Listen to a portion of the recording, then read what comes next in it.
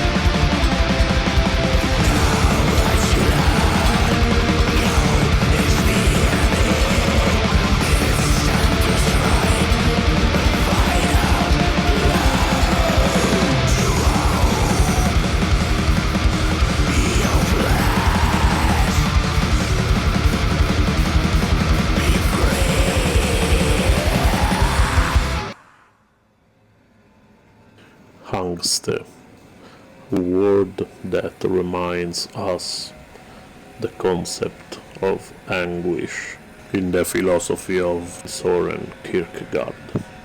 KYBALION, a band that is taking us to the deeper and darker abyss of our existence.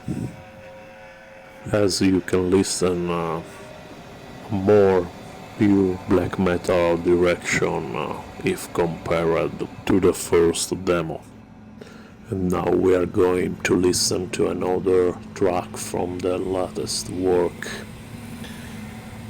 a track called To Know Defeat.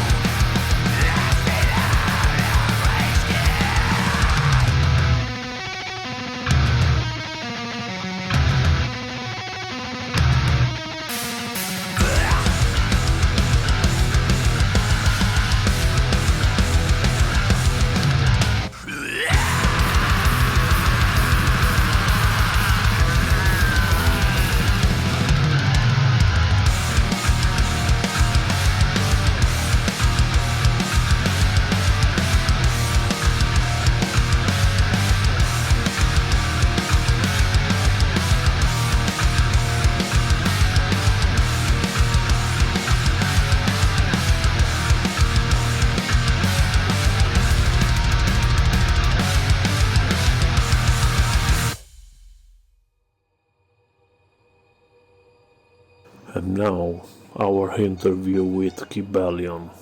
We are here with the bass player and the vocalist of KYBALION.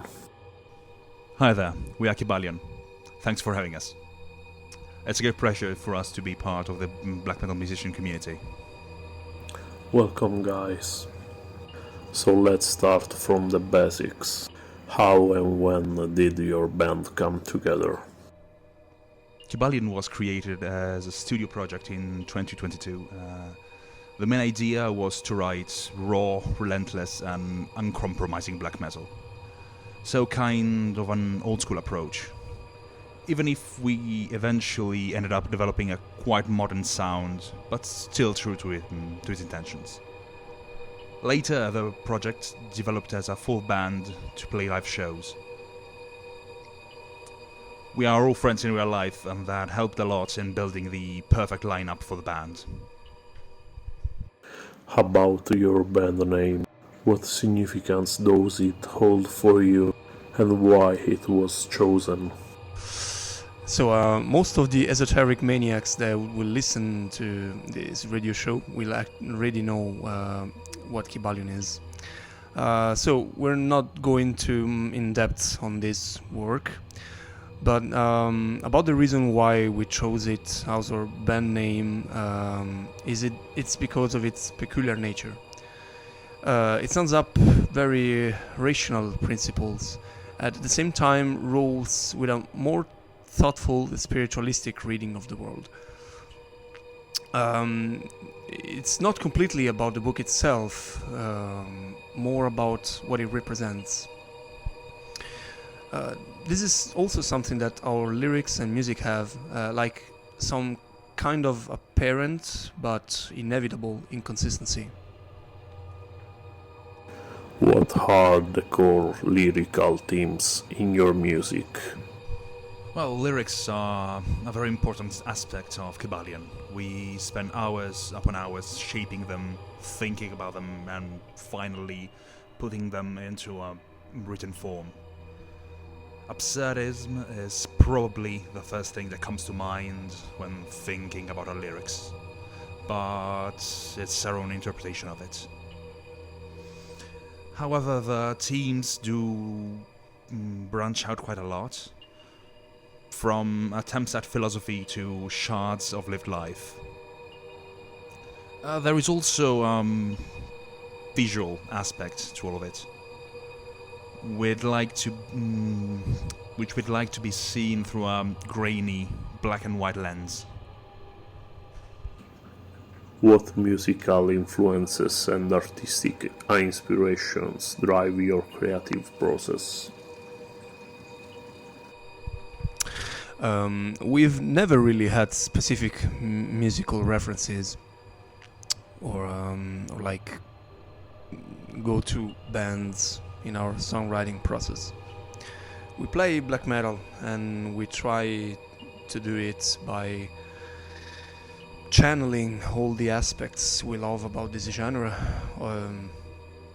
Of course, this means that our influences are clearly traceable in our stuff. The point is, we just don't focus on playing like this or these other bands. We just write down stuff that we'd like to listen to in the first place, and the rest, we found out that the rest just comes after. Also, if we were to summarize our style, I'd say it is made by putting together more classic black metal songs like Swallow Me and Stain on the Earth, and also shining-ish sounding riffs, as in Through Violence, the title track from our former demo, and also fast-paced songs as in our upcoming EP, Crippled Power, coming out at the end of June. So yeah, every one of us comes from their personal music background and pretty much contributes in their own way in the songwriting process. But yeah, if we really were to list just some of our main influences, if we really were to do the infamous for fans of list, then I'd say it would include Kraft, Toke, Darknet Nocturne, Slaughter Cult, Shining, Odraza, and Horna. In a few weeks, your next EP, A Crippled Power, will be out. Can you tell us more about it? Yeah, exactly. Our A Crippled Power EP will be out everywhere at the end of June, on the 27th, via German black metal label Bollywood Wonder. And it will be both a digital and a physical release. The physical release will be with tapes, limited to 50 copies. We've been working quite hard on this one, actually. Most of the songs from this EP are the first ones that were composed for KYBALION as a studio project back in the day. We recorded it in a small garage studio since we had little money to spend on it.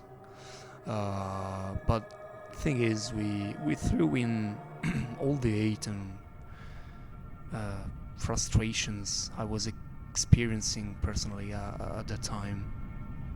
So I would say it's a very personal piece of work, a very guttural album.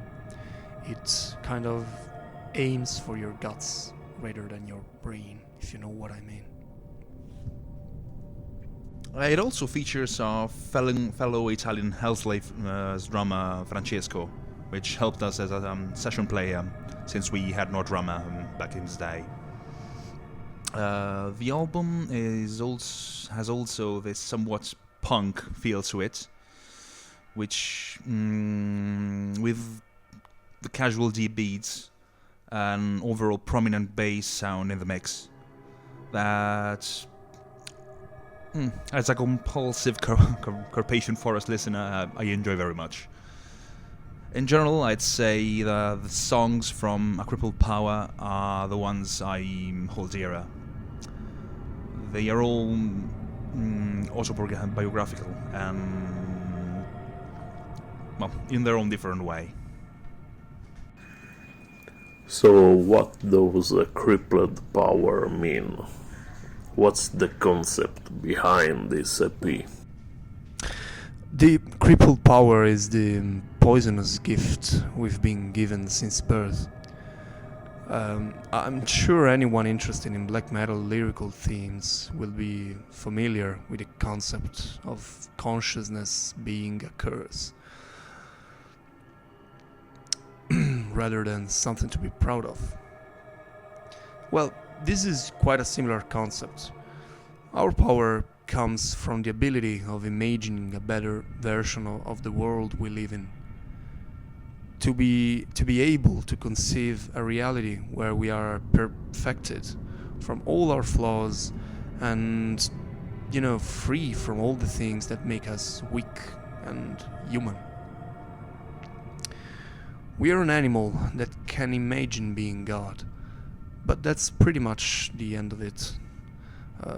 Our power begins and ends in the realm of possibilities, since we're limited by our own nature. So we are born crippled, and so is our special ability, our power. I believe this is a main cause of great frustration among people, whether they fully realize it or not. This clash with reality that has been called the absurd. This is what shapes people, what makes us this weird, heterogeneous group. It can harden their scales or just crush them. And among the first, there are some who grow stronger, and others just linger in hate and spend all their existence blaming their imperfection on others. Overall, I'm convinced that one's value consists in how they react to the absurd. Do they surrender before it? Do they ignore it? Do they embrace it? We believe that the one who laughs in the face of all this, embracing it as the only rule in a pointless world, well, he's a hero. Übermensch, or whatever the fuck you want to call it. Only when you address your crippled state and smile about it, will you be free from hope. Anyone else is weak because they chose to be so. Thank you guys. Thank you to this amazing Italian band. and special thanks to those who listened us. And now the second part of this radio show with Destructor from Dodengraver and another amazing band from Canada, Winter of Thanatos.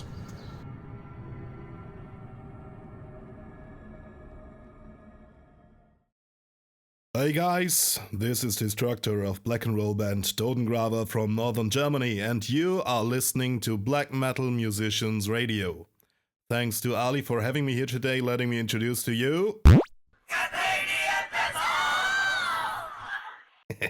Sorry about that. Okay, so what am I going to do today? I collected some info about the band and will discuss them, getting my stereotypes well set. Then I'll have a listen to the band's records for the very first time and offer you some sort of analysis of some songs. Later on I'll have a talk with the band, hopefully not annoying them with some lame-ass interview questions every journalist and magazines always asks. Okay, enough of that. What do we have here today? So, today I'm gonna talk about the Canadian black metal band Winter of Thanatos, which was founded by Alexander Pendragon, its only and consistent member. So right now I expect a more digital approach and sound on the records, which means drum computing, guitar and bass plugins, maybe synthesizers. And why even mention that? Because being based mostly on digital stuff, of course, doesn't have to, but can result in a sort of cheap sound, which I personally dislike. We'll see if I'm right. Anyone else got prejudices? Okay. Mr. Pendragon has been quite busy since then, so we have 2 full-length albums, Winter of Thanatos and KYBALION, and an additional 3 EPs, which is quite a lot to listen and a fucking lot to compose in about 2 years. Wow, this guy's either unemployed or fucking inspired as hell. That's good, I respect that. Okay. Encyclopedia Metallum also says Winter of Thanatos is listed as ambient or ambient black metal based on themes of occultism, paganism, spirituality and stuff. Consistently, you have a photo of Mr. Pendragon standing somewhere in the Canadian woods, but he's got big sunglasses, so it has to be a cool band. Remember, big sunglasses, not emperor sunglasses, always marks a cool band. Okay, enough of that gibberish, let's dive into the realms of Canadian metal and have a listen to the first song, Winter of Thanatos, taken from the album Winter of Thanatos by, the band Winter of Thanatos. Easy to notice, isn't it? Have fun!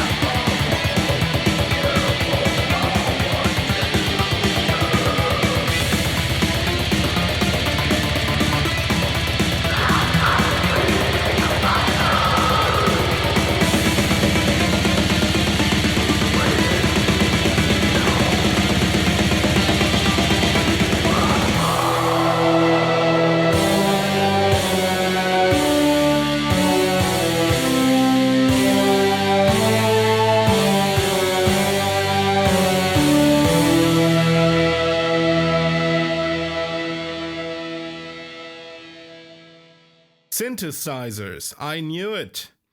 But I have to admit my expectations were completely wrong. You'll see me kind of speechless. What the fuck is wrong with this guy? This is fucking genius. Putting some trance or techno-like synthesizers in a black metal song and adding Dragon Force kind of synthesizer solos. No doubt you could be hanged for that by traditionalist black metal fans, and I'm not sure myself if I like this or not. Nevertheless, it's fucking genius because it provokes and it breaks traditions, which is always good. I'm not totally happy with the sound itself, especially the drum sounds are way too digital for my taste. You can easily get this problem when programming drums by yourself, which I assume. Tightness maybe isn't a problem alone. It can work quite well along with the EDM elements, but the sound is kind of unbalanced for me. Maybe to static velocity as well, but this is all about mixing and mastering. The songwriting itself is pretty cool, and I totally respect Mr. Pendragon for having the guts to use synthesizers like this. Okay, next one will be Wolves of Midgaard from the album KYBALION.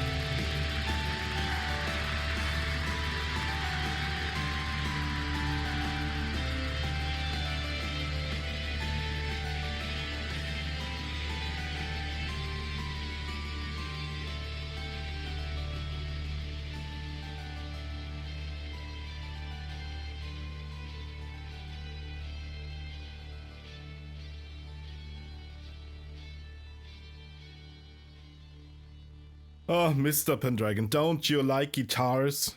Why are they always so silent in your songs? That makes me sad. Okay, aside from that, the song has quite the same elements in it as the song before. The sound is a little bit more balanced for me, yet the drums are quite a burden in my eyes. Of course, you can easily discuss if there's a need for yet another Germanic, Norse, paganry-based song, especially when the harmonies and chord progressions are quite well known because every pagan douchebag does it this way. Nevertheless, the use of synthesizers is still quite cool, yet more subtle. To be honest, I liked it more the way it was in Winter of Thanatos, which irritates me more than you'd guess. Wolves of Midgaard is definitely more pleasing, serving listening habits quite well, but also seems to me more uninspired and less rebellious, which is a shame. Okay, last but not least, the next song is from 2024's EP The Wrath of Amon-Ra and is called Emperor. Have fun.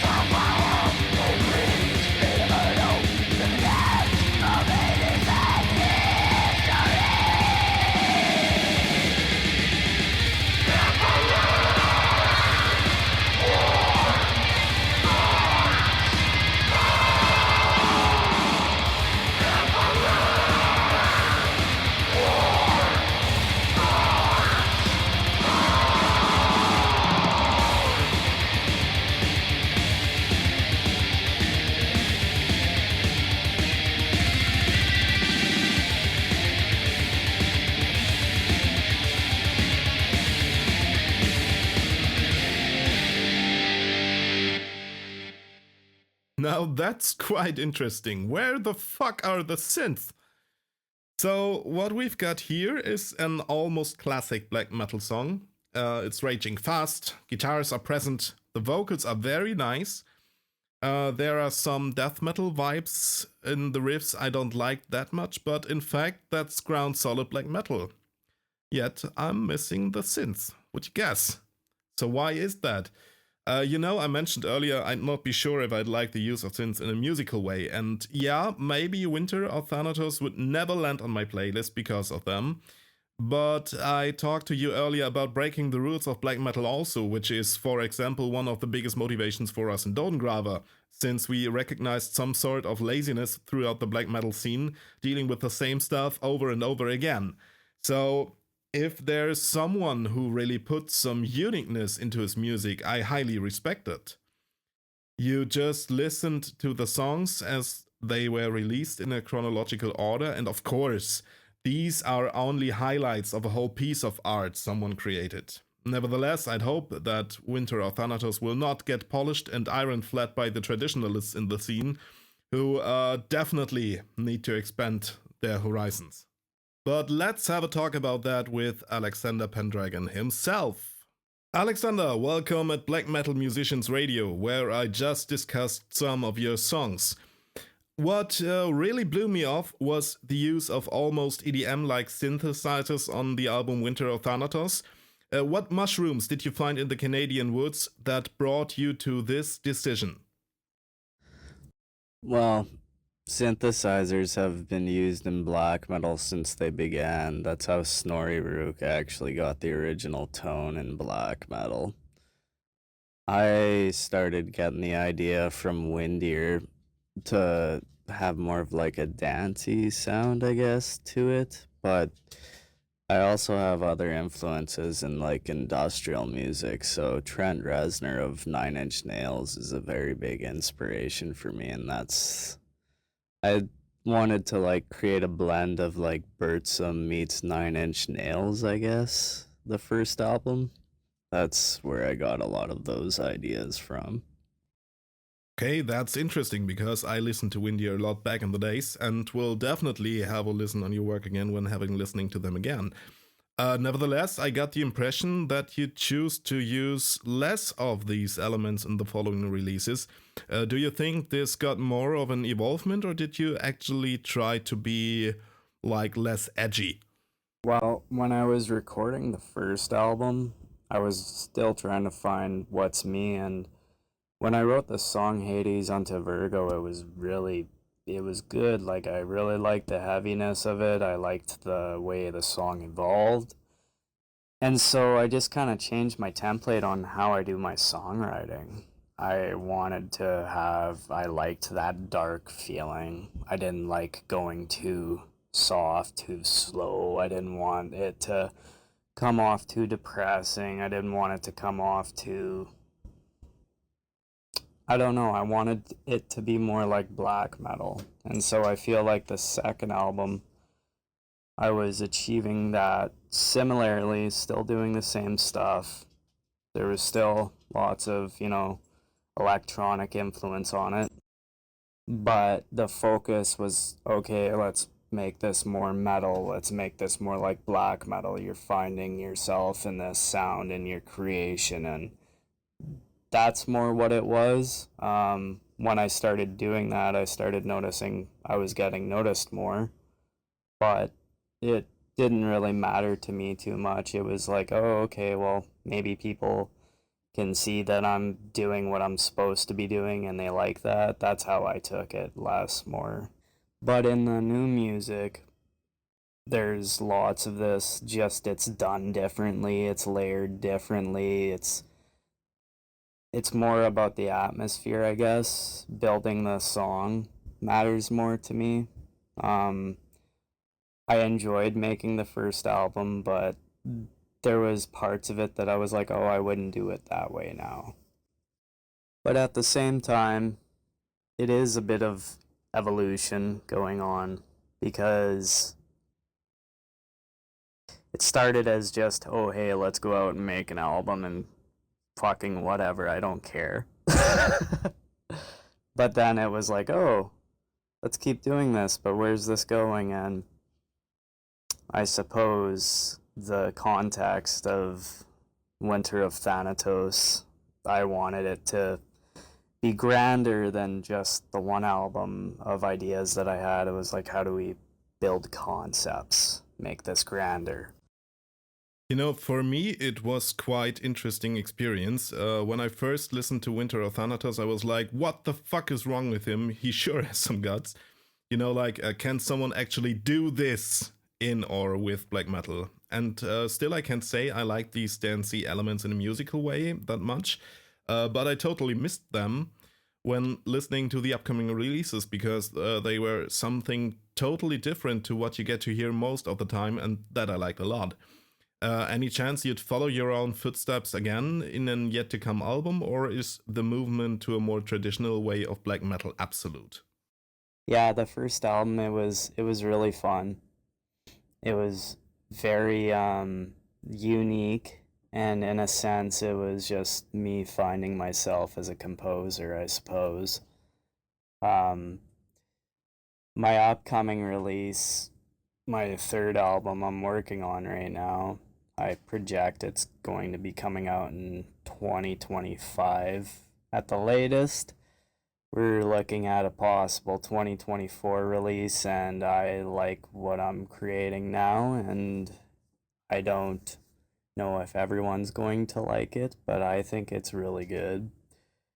And I'll be doing that through my own production and label, Black Universe Productions. But on this release, you can expect to hear a lot of black metal elements, a lot of genre bending, I suppose you could call it.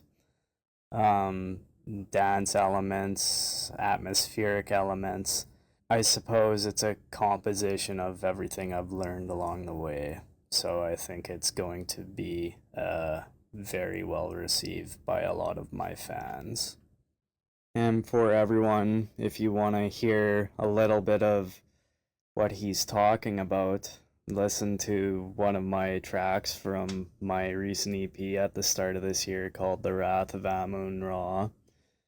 There's a midsection in there that I used lots of polyrhythms in, but I experimented and somehow made it into a really cool tribal dance beat. It's really good. Check it out. I liked what came from that track, but go check it out if you like what he's talking about. You like the dance elements and the electronic elements of my music. There's a little bit of that in the newer stuff as well. I presented to the audience the song Emperor of the EP you just mentioned, which is, in my opinion, a pretty classic black metal song, with some distinct death metal vibes when it comes to riffing. The difference I noticed in the progress from Winter of Thanatos to The Wrath of Amun-Ra was kind of a separation of the black metal elements and the electronic elements, resulting in a way of more sophisticated songs. Is the Canadian black metal scene more open to other influences in general? Ultimately, it's all, how I'm feeling, music. Music's good no matter what. If you like music, there's many genres of music that are great.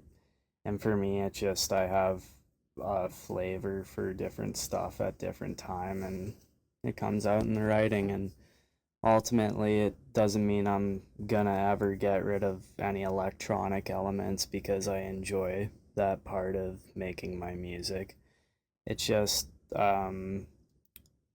it's like a movie soundtrack, you're writing like a film score, and for me it's how does the movie go? It's got ups and downs, it's got different tastes and vibes to it, and that's kind of what I'm going for and what I'm writing. But yes, I'm also a very big fan of death metal. I love lots of death metal bands. It's not my go-to genre, but I'm a fan of it. I've always enjoyed it. Maybe not as much as black metal, but it's still got lots of good bands in it. Your songs got several mythological and spiritual aspects, which are mostly based on European traditions, except for Amun-Ra. You're a Canadian, so you're living in a country with a rich mythology of the native people. In your opinion, is it possible for a white Canadian to connect with the spiritual heritage of your homeland and its indigenous population, or is the culture of the former European colonists more formative? I mean, I do respect native or indigenous mythology. I've never studied it that much. I've spoken to lots of friends who are natives about the topic, and it's very similar to everything else in the occult. It's its own thing. It's animism. So if you understand animism, that's essentially what it all is. But my ancestors actually don't have anything to do with colonizing Canada. My ancestors moved from Europe after World War One. That's, I guess, the difference is the area of Canada I live in. So the area of Canada I live in is a lot of Europeans immigrated here in the 1900s, and they became farmers, and it was basically a new opportunity that the government created after World War One. I think people were pretty fed up with the crap going on in Europe, and it was presented as an opportunity for a new life.